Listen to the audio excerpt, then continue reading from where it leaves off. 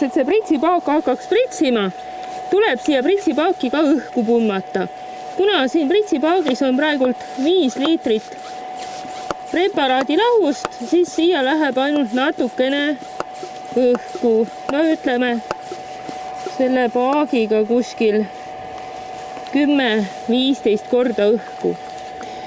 Ja objekti peal me tegelikult katsetame ka seda, et kuidas mul on siis see pihustatava lahuse väljatuleku surve. Et kas mul on veel vaja siia siis õhku juurde pumbata või mitte. Selleks siis vajutame siia hooba peale.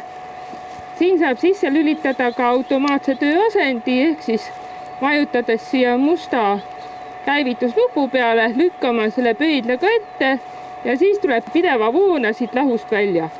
Kui ma enam ei taha tööasendit kasutada, siis ma vajutan siya peale ja tõmban enda poole. No, nüüd ma demonstreerin siis. Vajutan peale, näete, lahust tuleb. Nii, vajutan peale, tõmban ära, lahust enam siis ei tule.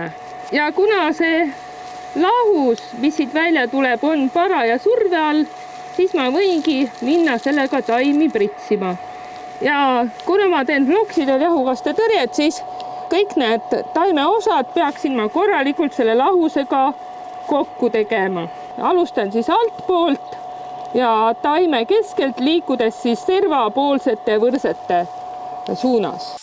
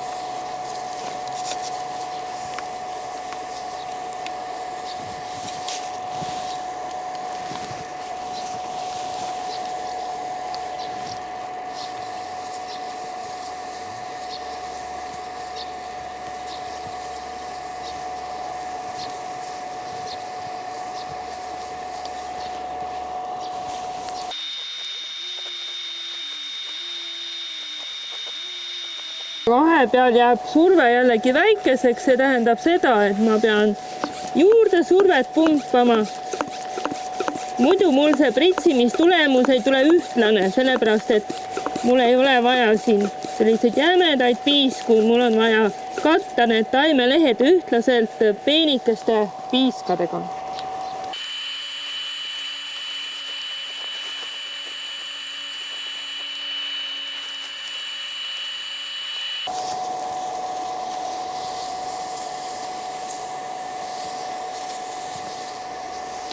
Pritsime jällegi ikka põõsa sisemust, alustame madalamatest alumistest lehtedest ja võrsetest ja siis liigume selliselt, et lahus endale peale ei satuks.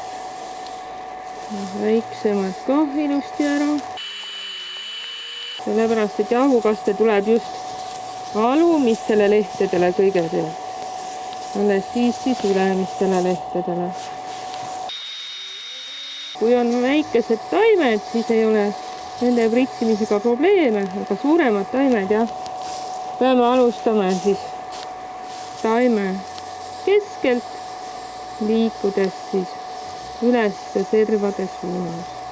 Pärast pritsime siis pealmised taimeosad ka ära. Kui susisevad õhku hakkab tulema, siis see tähendab seda, et lahus on otsa saanud ja on vaja teha siis järgmine kogus lahust. Jätan meelde, kus mul pooleli jäi ja lähen lahust valmistama. Ja enne lahuse valmistamist, pritsipaagi avamist, hops, hops, hops, hops, hops, hops, hops, ventiilist õhk välja.